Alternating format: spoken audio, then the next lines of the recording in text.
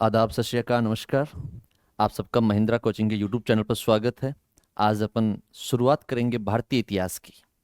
आप सब लोग जानते हैं इतिहास के बारे में कि इतिहास क्या है, कैसे नहीं है।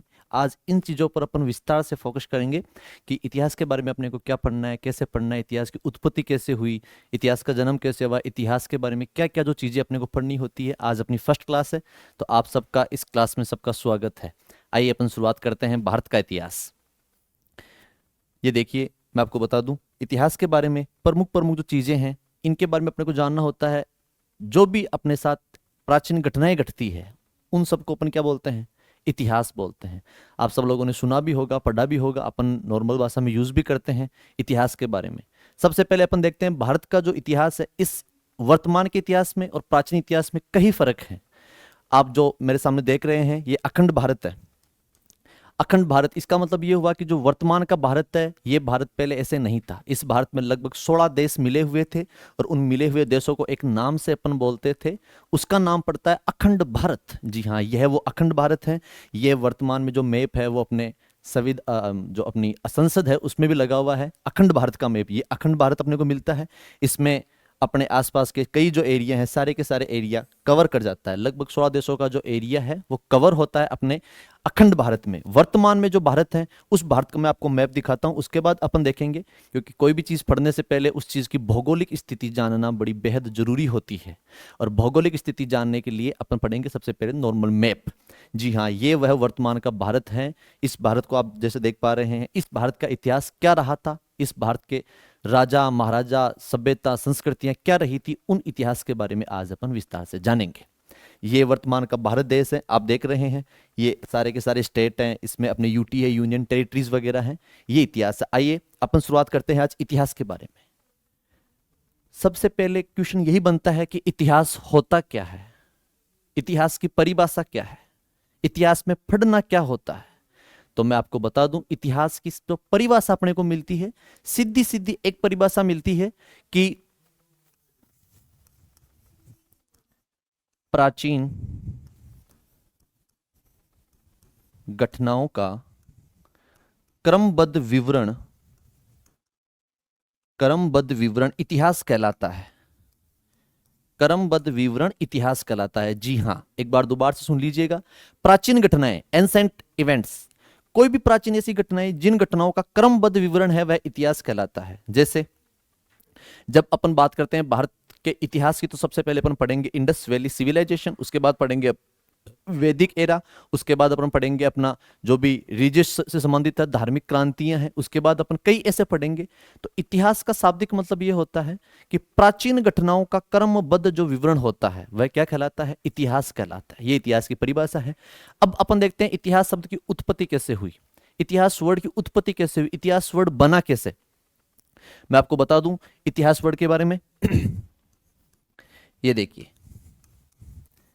इतिहास जिसे अपन नॉर्मल भाषा में बोलते हैं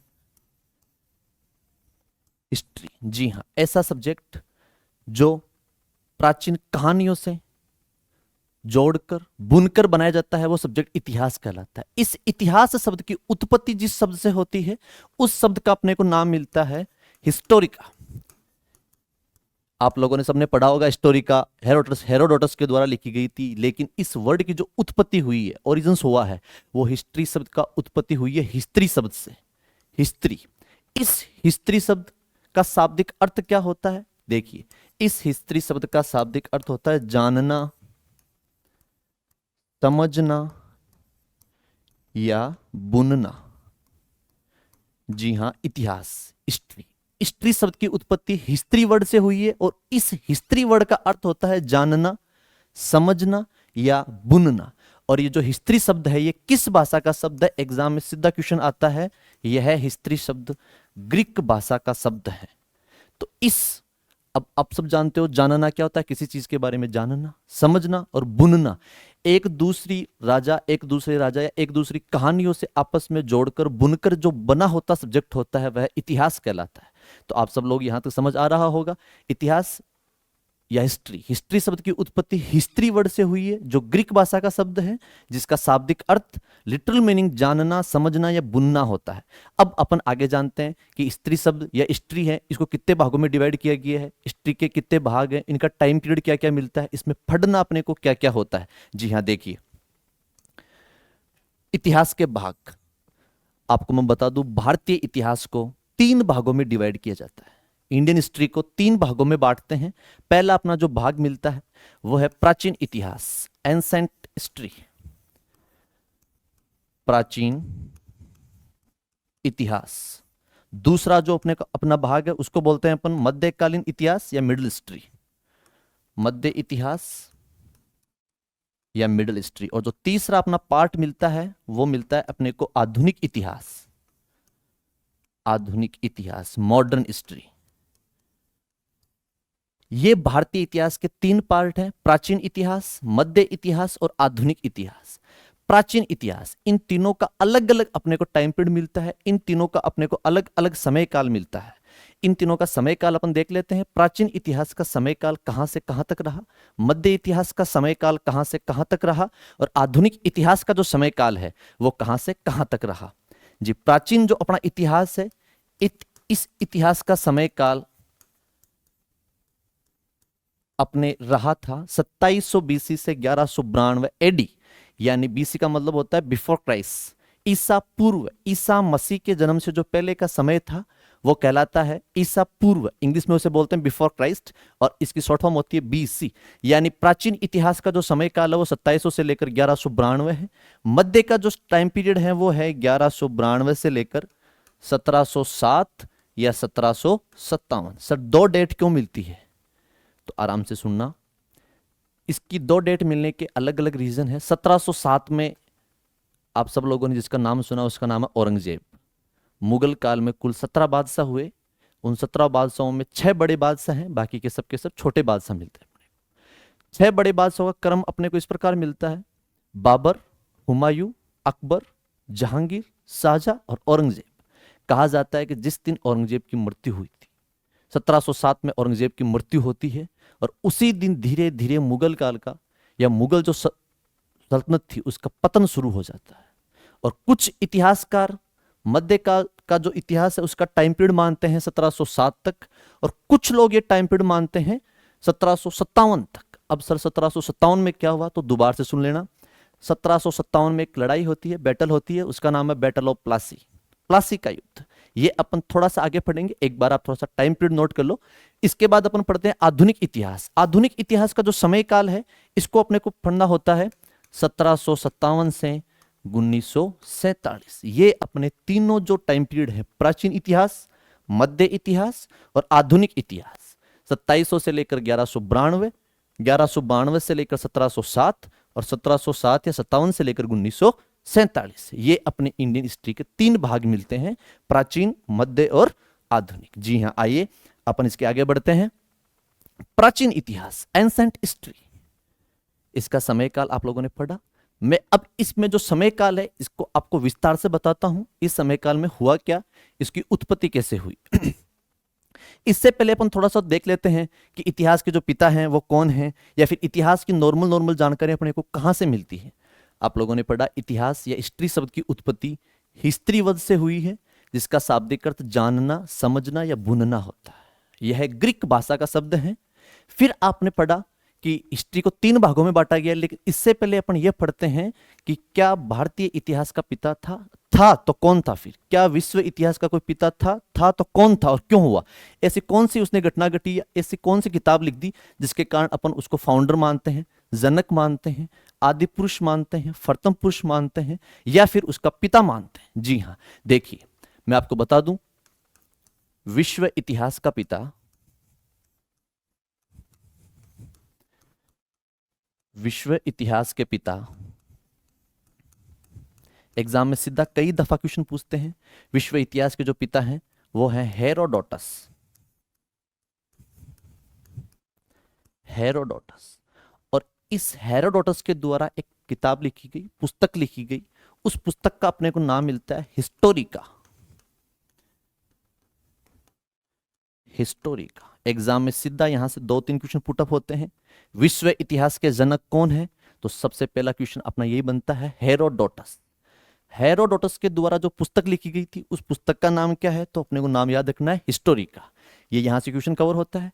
अब जिस प्रकार विश्व इतिहास का कोई जनक था, तो स्वाभाविक बात है भारतीय इतिहास का भी कोई जनक रहा होगा। तो अपन जानते हैं भारतीय इतिहास का जनक कौन रहा है। देखिए, भारतीय इतिहास का जो जनक था, भारतीय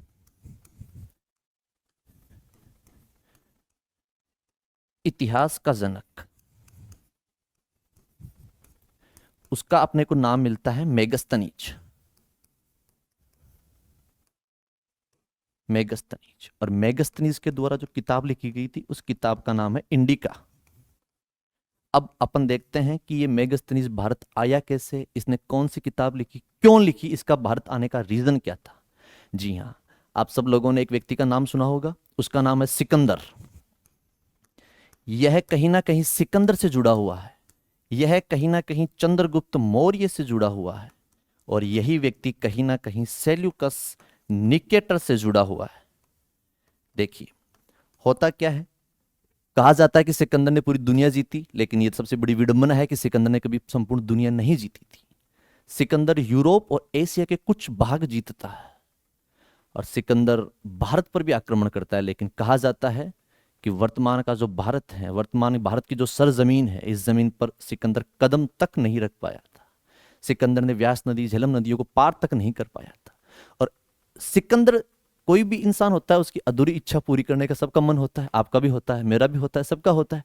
और सिकंदर का यही मन था कि मैं कभी ना कभी संपूर्ण भारत को एक छत्र के नीचे स्थापित करूं, एक ध्वज के नीचे लाकर खड़ा करूं, और ये इच्छा उसकी हमेशा हमेशा अधूरी रहती है।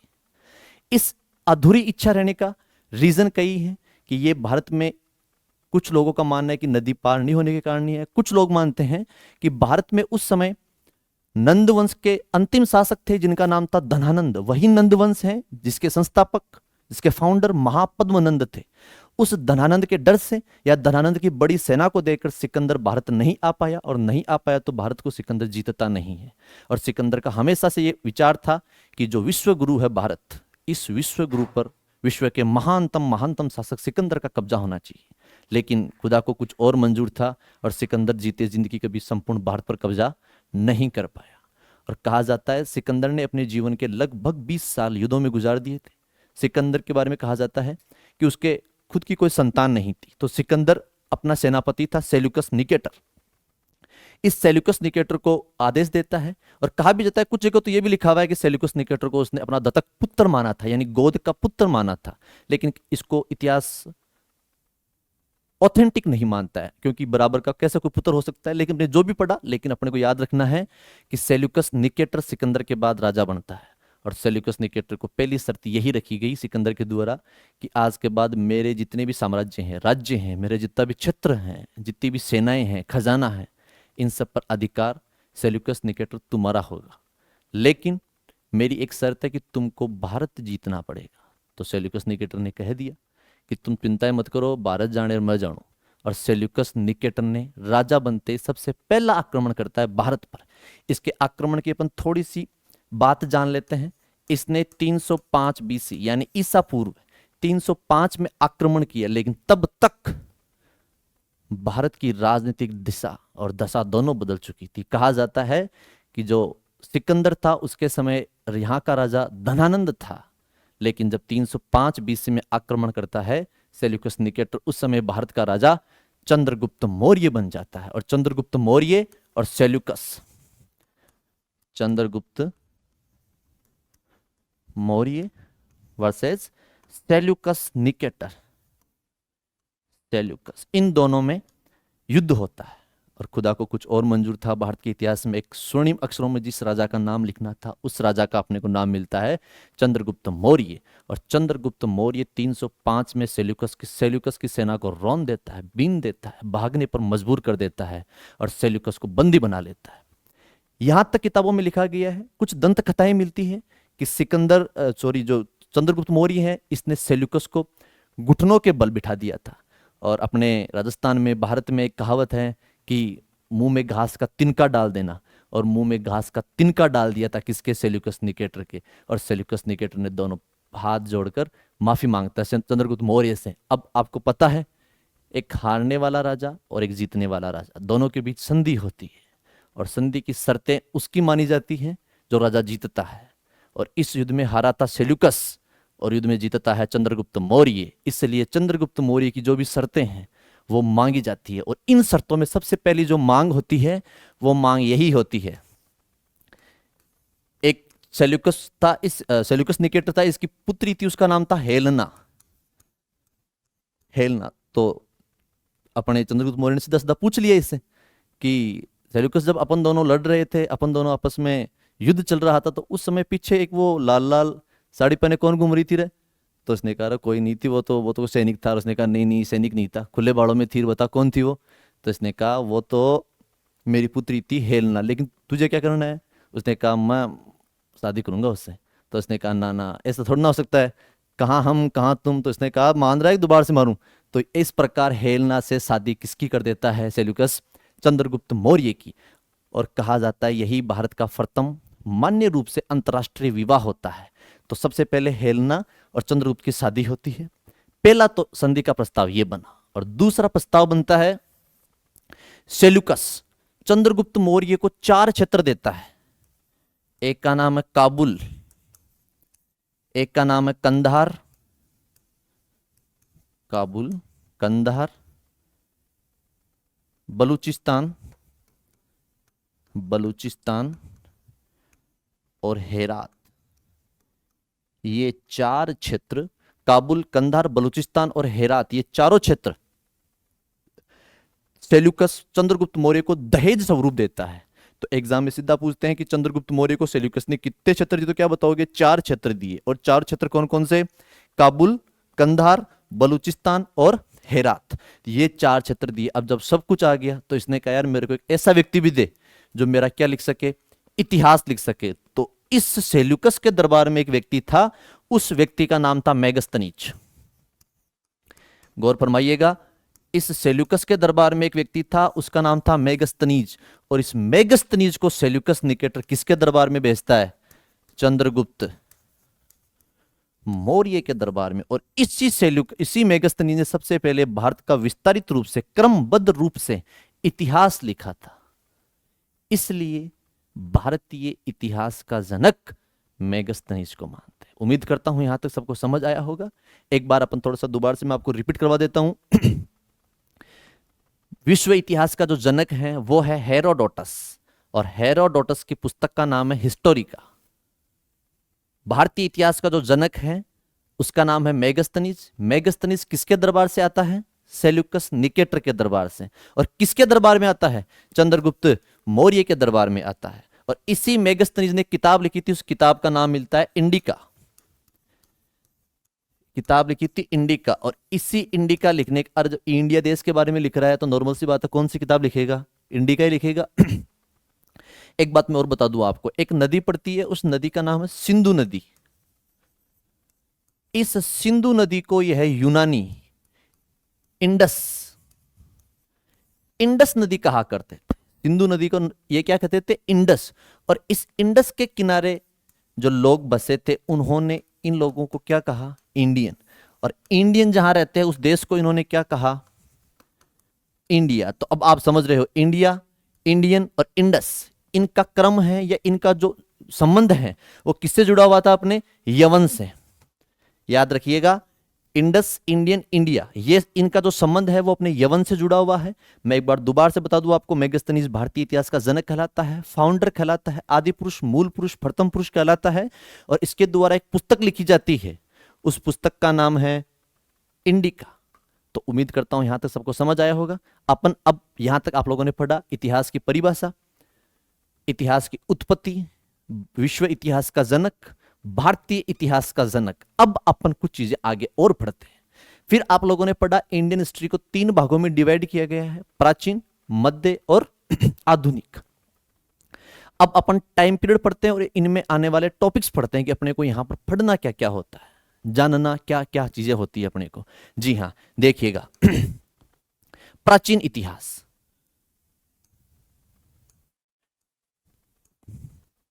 एक मिनट, प्राचीन इतिहास। इस प्राचीन इतिहास का जो समय काल था वो अपने को मिलता है 2700 बीसी से 1192 एडी, एना डोमिनी। बीसी का मतलब होता है बिफोर क्राइस्ट, एडी का मतलब होता है एना डोमिनी। 2700, 2700 क्यों नाम पड़ा इसका, 2700 से शुरुआत क्यों हुई? क्योंकि 2700 में सिंधु घाटी सभ्यता की क्या होती है, उत्पत्ति। और कहा जाता है कि किसी भी देश के इतिहास की शुरुआत उस देश की सभ्यता से शुरू होती है। इसलिए भारतीय इतिहास की शुरुआत भारत की सबसे प्राचीनतम संस्कृति या सबसे प्राचीनतम जो सभ्यता है उस सभ्यता का नाम है Indus valley civilisation. Indus valley civilisation की उत्पत्ति कब हुई? 2700 बीसी में। और इसी 2700 बीसी से भारतीय इतिहास की शुरुआत मानते हैं। आइए अपन जानते हैं 1192 में क्या हुआ। आपको मैं बता दूं, 1192 में एक युद्ध होता है, उस युद्ध का नाम है तराइन का युद्ध। तराइन का युद्ध, बैटल ऑफ टेरेन। किन किन के बीच होता है? मोहम्मद गोरी, अरे गोरी आप जो समझ रहे हो वो हो गोरी नहीं है, ये मोहम्मद गोरी है। मोहम्मद गोरी वर्सेस पृथ्वीराज चौहान। पृथ्वीराज चौहान। और कहा जाता है कि यह युद्ध मोहम्मद गोरी जीतता है। इस युद्ध में पृथ्वीराज चौहान हारता है। और इस युद्ध में न केवल पृथ्वीराज चौहान हारा था बल्कि भारत का भविष्य हारा था। भारत की हमेशा हमेशा के लिए जो अजर अमर भारत की संस्कृति थी, उस अजर अमर संस्कृति को हमेशा हमेशा के लिए एक गुलाम देश बना दिया गया। जो गुलाम देश 1192 में बनता है वो 1947 तक एक गुलाम देश ही रहता है। जी हाँ, 2700 और 1192 ये 2 तारीख आप याद रखिएगा। अब अपन पढ़ते हैं कि प्राचीन इतिहास में अपने को पढ़ना क्या क्या होता है, सिलेबस अपना क्या क्या होता है, अपना मेन टॉपिक क्या क्या होते हैं। अपन शुरुआत करते हैं तथ्यों की, कि प्राचीन इतिहास के तथ्यों में अपने को पढ़ना क्या क्या होता है। सबसे जो पहला टॉपिक है अपना वो है सिंधु घाटी सभ्यता, इंडस वैली सिविलाइजेशन। सिंधु घाटी सभ्यता अपने को पढ़नी है। इसके बाद अपने को पढ़ना होता है वैदिक सभ्यता, वैदिक एरा। इसके बाद अपने को पढ़ना होता है धार्मिक क्रांति, धार्मिक क्रांति। और इस धार्मिक क्रांति में अपन कई चीजें पढ़ेंगे, जैसे सबसे पहले अपन पढ़ेंगे बौद्ध धर्म। इसके बाद अपन पढ़ेंगे जैन धर्म। इसके बाद अपन अन्य जितने भी धर्म हैं अपने, इस्लाम धर्म, शैव धर्म, भागवत धर्म, ये सारे के सारे अपन पढ़ते हैं किसमें? धार्मिक क्रांति में। इसके बाद अपन 4 नंबर पर जो चीज पढ़ेंगे वो अपन पढ़ेंगे मौर्य काल, मौर्य वंश, मौर्य डायनेस्टी। और इस मौर्य वंश के बाद अपना जो टॉपिक होगा वो होगा मौर्योत्तर काल।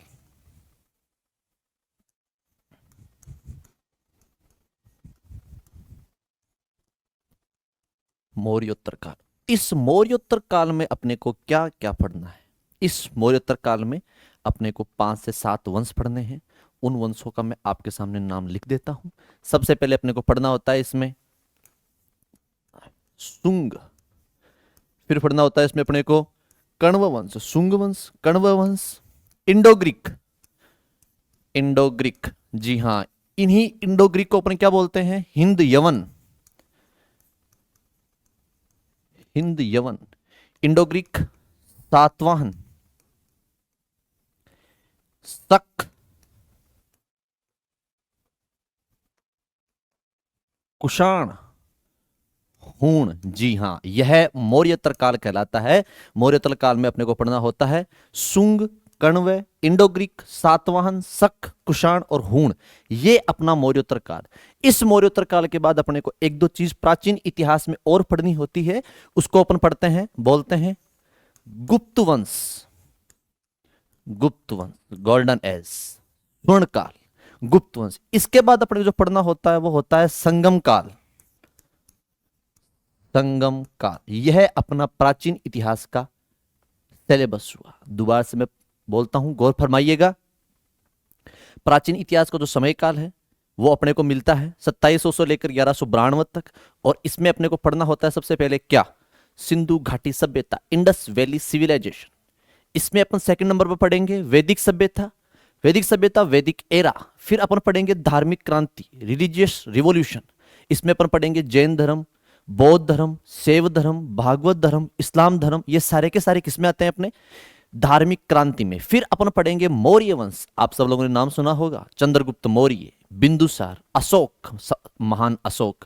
उस अशोक के अभिलेखों के बारे में अपन पढ़ेंगे मौर्य वंश में। फिर अपने को पढ़ना होता है मौर्य काल यही मौर्य काल, मौर्योत्तर काल। इसमें अपन पढ़ेंगे शुंग, इसमें अपन पढ़ेंगे कण्व, इंडो ग्रीक, हिंद यवन, सातवाहन, शक, कुषाण और हूण।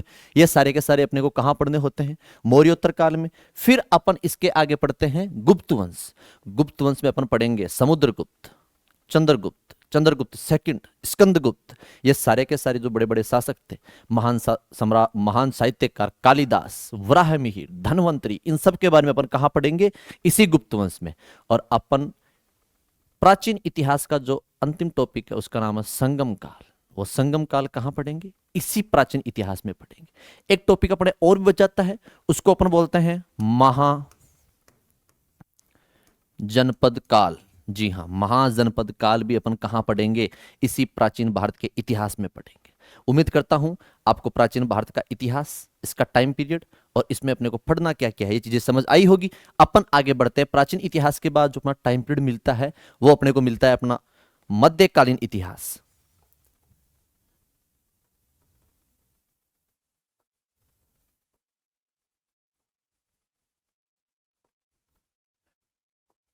ये देखिए मध्यकाल से पहले अपन थोड़ा सा जान लेते हैं प्राचीन इतिहास के स्रोत, सोर्स ऑफ एंसेंट हिस्ट्री। प्राचीन भारत को खोजने के, प्राचीन भारत के बारे में जानने के, या प्राचीन भारत को समझने के लिए अपने को कौन कौन सी चीजों की जरूरत पड़ती है, कौन कौन से सोर्स चाहिए, उन सोर्स के बारे में आज अपन देखते हैं। ये प्राचीन भारत में आप सबसे पहले देख रहे हो वेदास, वेदों के बारे में। वेदों की संख्या कितनी होती है, 4 होती है, ऋग्वेद, यजुर्वेद, सामवेद और अथर्ववेद। तो सबसे पहले प्राचीन इतिहास के बारे में जानने के लिए अपने को वेद पढ़ने पड़ेंगे। उन वेदों की संख्या होती है 4, ऋग्वेद, यजुर्वेद, सामवेद, अथर्ववेद। इन वेदों के उपवेद मिलते हैं अपने को, आयुर्वेद, धनुर्वेद, शिल्पवेद और गंधर्व वेद। ये वेद और उपवेदों के बारे में अपने को पढ़ना है, स्रोत हैं, ये सोर्स हैं। दूसरा मिलता है अपने को स्मृति। स्मृति के बारे में आपने सुना होगा, मनुस्मृति है, इसके अलावा जितने भी अपने संहिता है, ब्राह्मण ग्रंथ है, आरण्यक ग्रंथ है। आरण्यक मतलब क्या होता है, जंगलों में लिखे गए ग्रंथ क्या कहलाते हैं, आरण्यक ग्रंथ। ब्राह्मण ग्रंथ, ब्राह्मणों के द्वारा लिखे गए ग्रंथ क्या कहलाते हैं, अपने ब्राह्मण ग्रंथ। तो इन सब में अपने को पढ़ने को मिलता है। आगे अपन देखते हैं अपने जितने भी ये वंश हुए, शाक्य हुए, सॉरी अपने जितने भी ये फिलोसोफर हुए, फिलोसॉफी हुई, अपनी जो विचारधाराएं हुई, शाक्य, योग, जो भी हुए, इन सब में भी अपने को किसकी जानकारी मिलती है, प्राचीन इतिहास की जानकारी। आगे अपन पढ़ते हैं पुराण। आप सबको पता होगा पुराणों का शाब्दिक अर्थ होता है प्राचीन, और इन पुराणों के बारे में अपन यहां पढ़ेंगे। पुराणों में आप सबको पता होगा जैसे विष्णु पुराण, वायु पुराण, मार्कंडेय पुराण, मत्स्य पुराण। मत्स्य पुराण में अपने शुंग और सातवाहन वंश की जानकारी मिलती है। वायु पुराण या अपने बोल सकते हैं विष्णु पुराण में अपने को मिलती है किसकी जानकारी, मौर्य वंश की। वायु पुराण में अपने को गुप्त वंश की। मार्कंडेय पुराण में देवी सप्तसती की जानकारी मिलती है। ये सारा का सारा स्रोत हैं वो किसके हैं, प्राचीन इतिहास के। इसके आगे और भी इसके स्रोत हैं, वेद हो गए, उपवेद हो गए। इसके अलावा ये अपना जो कुछ महान ग्रंथ है, रामायण और महाभारत है। इसके अलावा पुराण हो गए, भगवत गीता हो गई, गीता हो जाएगी। ये सारे के सारे जो स्रोत हैं वो किसके हैं, प्राचीन इतिहास के। उम्मीद करता हूं प्राचीन इतिहास कैसे हुआ, क्या हुआ, समय काल क्या रहा, पढ़ने का तरीका क्या है और इसके सोर्स क्या है, आपको समझ आया होगा। अब अपन जानते हैं इसके आगे मध्यकाल इतिहास, मिडाइवल हिस्ट्री। जी देखिएगा, आराम से व्यवस्थित रूप से नोट्स बनाइएगा। मध्य इतिहास, इस मध्य इतिहास का जो टाइम पीरियड है वो टाइम पीरियड अपने को मिलता है 1192 से लेकर 1707 या 1757। 1192 में आप सब लोगों ने मैंने बता दिया है, पृथ्वीराज चौहान और मोहम्मद गौरी के बीच एक युद्ध होता है। उस युद्ध में पृथ्वीराज चौहान हार जाता है, मोहम्मद गौरी जीत जाता है, और तब से भारत एक गुलाम देश बन जाता है और भारत पर विदेशी लोगों ने कब्जा कर लिया। प्राचीन इतिहास में या प्राचीन काल में लिखित रूप से कोई ऑथेंटिक जानकारियां नहीं मिलती। प्राचीन इतिहास में राज करने वाले जो राजा थे वो सब के सब देशी थे। अब देशी राजा अपन कह सकते हैं, यानी कि हिंदू शासक हुआ करते थे। मध्य इतिहास, इस मध्य इतिहास में भारत पर विदेशों ने कब्जा कर लिया था और विदेशी भारत में आते हैं, अरब आते हैं, तुर्क आते हैं, कई एक के बाद एक भारत पर कई वंश आते हैं, खिलजी, तुगलक, सैयद, लोदी, कई वंश आते हैं। तो भारत में मध्यकाल में जो वंश या जो राज करने वाले व्यक्ति थे वो थे विदेशी, और विदेशों में भी प्रमुख थे अपने मुस्लिम। तो मध्यकाल में राज कौन करेंगे? मुस्लिम। टाइम पीरियड पता चल गया। अब सर 1707 या 1757 में क्या होता है? 1707 में अपने औरंगजेब की मृत्यु होती है और 1757 में एक युद्ध होता है। युद्ध का नाम है प्लासी का युद्ध।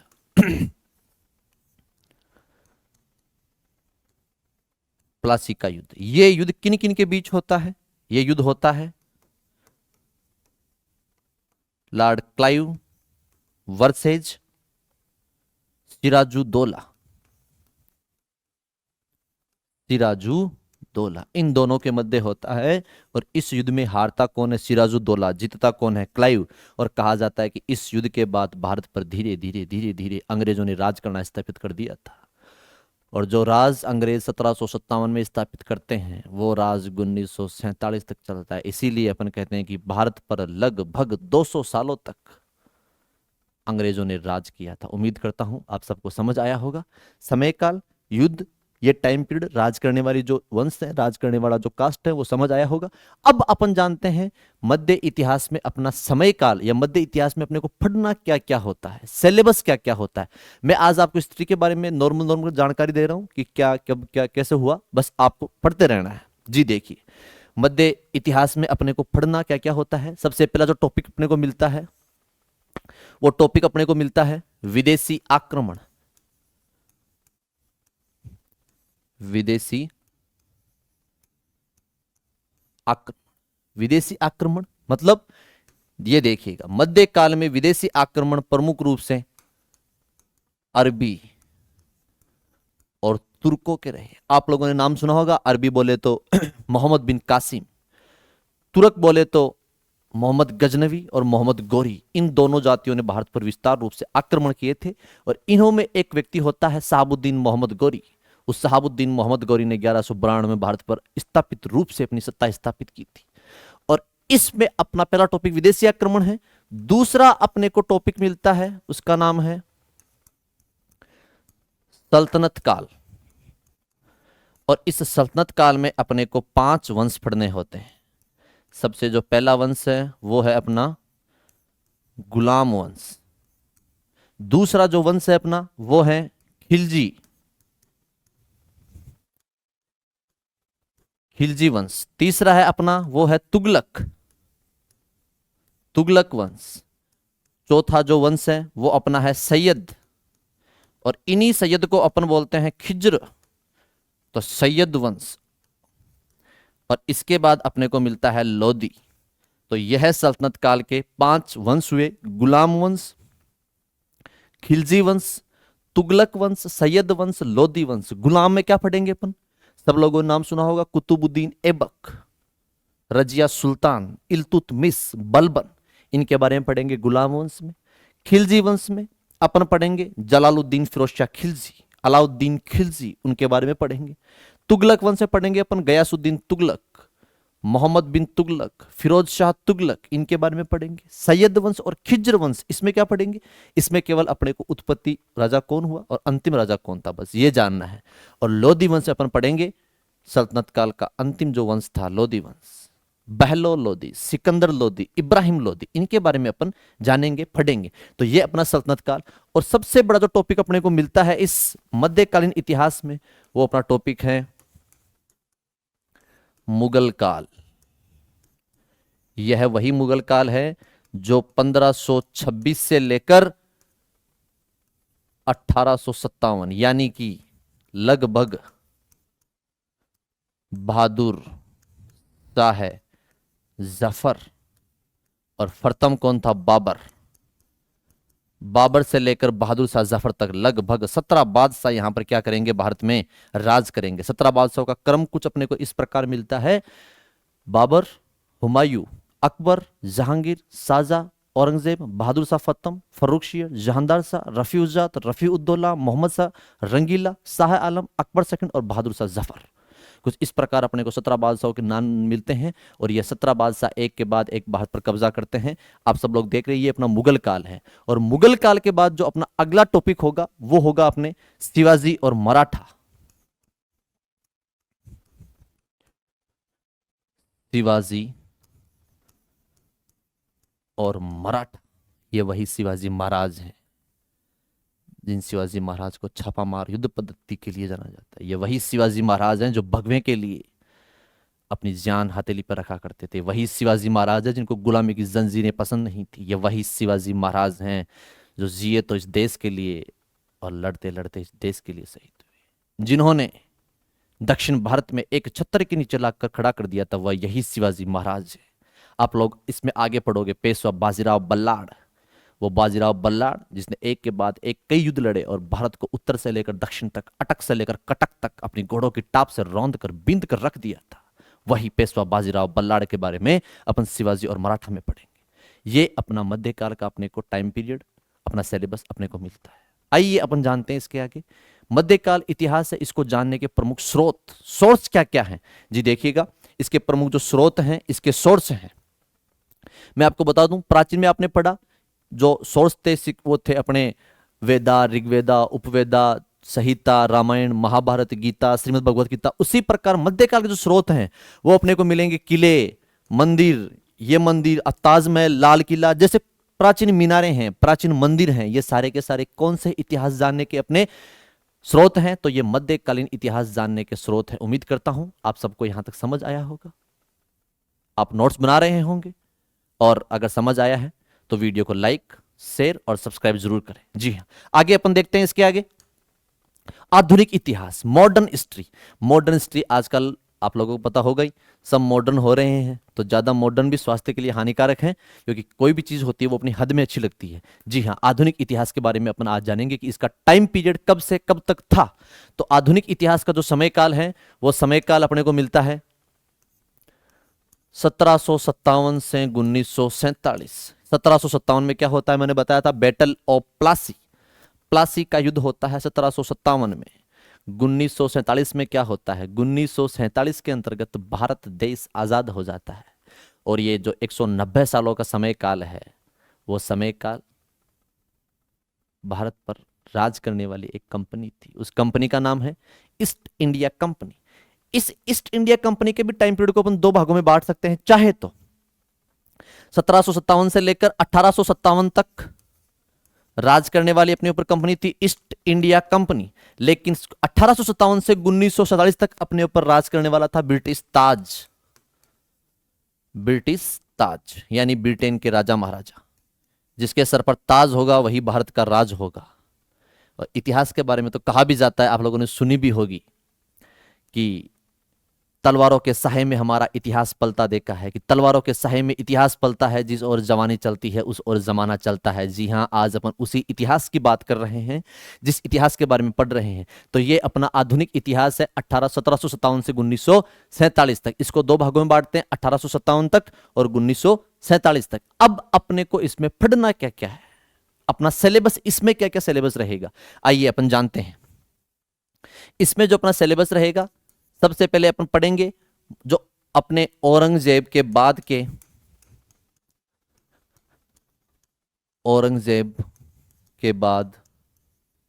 मुगल शासक,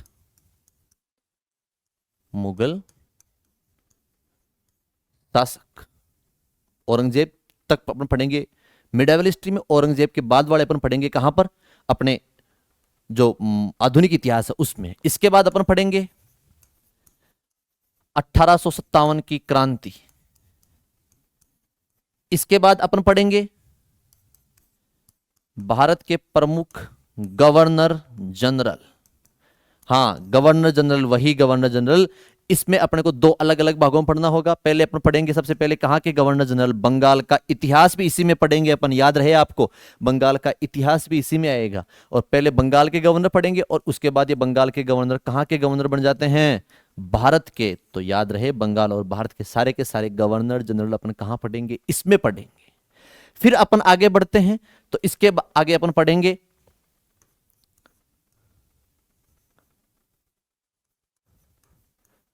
भारतीय राष्ट्रीय आंदोलन, इंडियन नेशनल मूवमेंट। भारतीय राष्ट्रीय आंदोलनों को अपन तीन अलग अलग चरणों में डिवाइड करते हैं। वो तीनों चरण अपन यहां पढ़ेंगे, 1885 से 1905, 1905 से 1919 और 1919 से 1947। ये तीनों चरण अपन इंडियन नेशनल मूवमेंट, भारतीय राष्ट्रीय आंदोलन के यहां पढ़ेंगे। इसमें महात्मा गांधी, जितने भी बड़े नेता हुए उन नेताओं के बारे में पढ़ेंगे। इसके बाद अपन पढ़ेंगे कांग्रेस और उसके अधिवेशन, कांग्रेस और उसके अधिवेशन। ये अपने भारतीय इतिहास का टाइम पीरियड हुआ, ये अपने भारतीय इतिहास का समय काल हुआ, इतिहास जानने के स्रोत हुए। चलो अपन थोड़ा सा देख लेते हैं कि आधुनिक इतिहास जानने के स्रोत अपने को क्या क्या मिलता है। ये देखिए, आधुनिक इतिहास जानने के स्रोत अपने को मिलता है बुक्स, जितने भी व्यक्ति आए अंग्रेजों के द्वारा, कई व्यक्तियों के द्वारा किताबें लिखी गई है, कर्नल जेम्स टॉड के द्वारा, कई व्यक्तियों के द्वारा, तो वो किताबों से जानकारी अपने को यहां मिलती है। इसके आगे अपन देखेंगे म्यूजियम्स, जितने भी म्यूजियम वगैरह हैं उनमें जितनी भी जानकारी मिलती है उससे जानकारी मिल जाती है। इसके बाद बिल्डिंग्स, कॉइन्स, प्रोडक्ट्स, क्लॉथ्स, ये सारी की सारी जो अपने को जानकारियां वो कहां से मिलती है, आधुनिक इतिहास के स्रोत से अपने को जानकारी मिलती है। उम्मीद करता हूं यहां तक सबको समझ आया होगा। इससे पहले अपन एक बार रिपीट कर लेते हैं, आपने आज क्या क्या चीजें पढ़ी। सबसे पहले आज आपने पढ़ा इतिहास। मैं वापस रिपीट कर रहा हूं, गौर फरमाइएगा। इतिहास, इतिहास क्या होता है? प्राचीन घटनाओं का क्रमबद्ध विवरण इतिहास कहलाता है। प्राचीन घटनाओं का क्रमबद्ध विवरण इतिहास कहलाता है। The systematic description of ancient event is called history. The systematic, प्राचीन भारत का इतिहास, प्राचीन घटनाओं का इतिहास क्या कहलाता है? घटनाओं का इतिहास इतिहास कहलाता है। इसके आगे अपन पढ़ेंगे कुछ चीजें, जैसे इतिहास शब्द की उत्पत्ति कहां से हुई है। तो इतिहास शब्द की जो उत्पत्ति है वो हिस्ट्री शब्द से हुई है, और ये हिस्ट्री शब्द ग्रीक भाषा का है, जिसका शाब्दिक अर्थ जानना, समझना या बुनना होता है। अपन आगे पढ़ेंगे विश्व इतिहास के जनक कौन है? हेरोडोटस हैं। हेरोडोटस की पुस्तक का नाम क्या है? हिस्टोरिका। अपन आगे पढ़ेंगे भारतीय इतिहास का जनक कौन है? मेगस्थनीज। मेगस्थनीज की पुस्तक का नाम इंडिका। मेगस्थनीज किसके दरबार में आए? चंद्रगुप्त मौर्य के दरबार में आए। मेगस्थनीज को भेजने वाला कौन था? सेल्यूकस निकेटर था। फिर अपन आगे पढ़ेंगे Indian history divided in 3 parts. Indian history divided in 3 parts, ancient history, medieval history and modern history. Ancient history का जो टाइम पीरियड है वो अपने को मिलता है 2700 से लेकर 1192 तक। 2700 में क्या होता है? सिंधु घाटी सभ्यता की स्थापना होती है, स्टेबलाइज होती है सिंधु घाटी सभ्यता, इंडस वैली सिविलाइजेशन। 1192 में क्या होता है? 1192 में battle of terrain, second battle of terrain होता है। इसमें पृथ्वीराज और मोहम्मद गौरी का मध्य होता है। पृथ्वीराज चौहान हारता है, मोहम्मद गौरी जीतता है। फिर आपने पढ़ा प्राचीन इतिहास का जो टाइम टेबल है या प्राचीन इतिहास का जो सिलेबस है वो ये है: सिंधु घाटी सभ्यता, वैदिक सभ्यता, धार्मिक क्रांति, मौर्य काल, मौर्योत्तर काल, गुप्त काल और संगम काल। ये अपने को यहां पर पढ़ना है। फिर आपने पढ़ा मध्यकाल। मध्यकाल का टाइम पीरियड मिलता है 1192 से 1757 तक। 1192 में बैटल ऑफ टेरियन हुआ और 1757 में क्या होता है? बैटल ऑफ प्लासी होता है। किनके मध्य होता है? क्लाइव और सिराजुद्दौला के मध्य होता है। इसका जो सिलेबस है वो अपने को मिलता है फॉरेनर्स अटैक, विदेशी आक्रमण। विदेशी आक्रमण दो प्रमुख माने जाते हैं, अरबी और तुर्कों के द्वारा, मोहम्मद बिन कासिम, मोहम्मद गजनवी और मोहम्मद गौरी के द्वारा। फिर आपने पढ़ा सल्तनत एरा, सल्तनत काल। इसमें अपने को 5 डायनेस्टी पढ़नी है, 5 वंश पढ़ने हैं। पहला वंश है अपना गुलाम वंश, खिलजी वंश, तुगलक वंश, सैयद वंश और लोदी वंश। मैंने इनमें पढ़ना क्या क्या मैंने आपको बता दिया होगा, उम्मीद करता हूं समझ भी आया होगा। फिर अपने को पढ़ना है मुगल एरा, मुगल डायनेस्टी, मुगल काल। इसमें अपने को 17 बादशाहों के बारे में पढ़ना है। फिर अपने को पढ़ना है शिवाजी महाराज, शिवाजी और मराठाओं के बारे में। फिर अपन इसके आगे बढ़ते हैं तो अपन इतिहास पढ़ते हैं आधुनिक इतिहास। आधुनिक इतिहास का जो समय काल है वो अपने को मिलता है 1757 से 1947। 1947 में भारत देश आजाद हुआ। 1757 में भारत देश पर मुसलमान लोगों की सत्ता में कमजोर हाथ हुआ और अंग्रेज लोगों का हाथ पावरफुल हुआ, और भारत में हमेशा हमेशा के लिए मुसलमानों को हटा दिया गया और अंग्रेजों ने अपनी सत्ता स्थापित कर दी। इसमें अपने को पढ़ना होता है औरंगजेब के बाद के मुगल बादशाह, इसमें अपने को पढ़ना होता है 1857 की क्रांति, इसमें अपने को पढ़ना होता है इंडियन नेशनल मूवमेंट, भारतीय राष्ट्रीय आंदोलन। भारतीय राष्ट्रीय आंदोलन के 3 अलग अलग फेज हैं, तीनों फेज 3 जो चरण मिलते हैं। पहला जो चरण है वो 1885 से 1905 तक है, दूसरा चरण 1905 से 1919 तक है, और तीसरा चरण 1919 से 1947 तक अपने को मिलता है।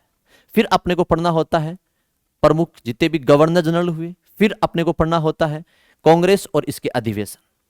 ये अपन को भारतीय इतिहास में पढ़ना होता है। उम्मीद करता हूं आप सब लोगों को यहां तक समझ आया होगा, आप अच्छे से नोट्स बना रहे होंगे, और जितना भी ये कंटेंट करवाया गया है अगर आपको अच्छा लगा है तो चैनल को लाइक, शेयर और सब्सक्राइब करें। ओके, थैंक यू, धन्यवाद। अपन मिलते हैं अगले पार्ट में।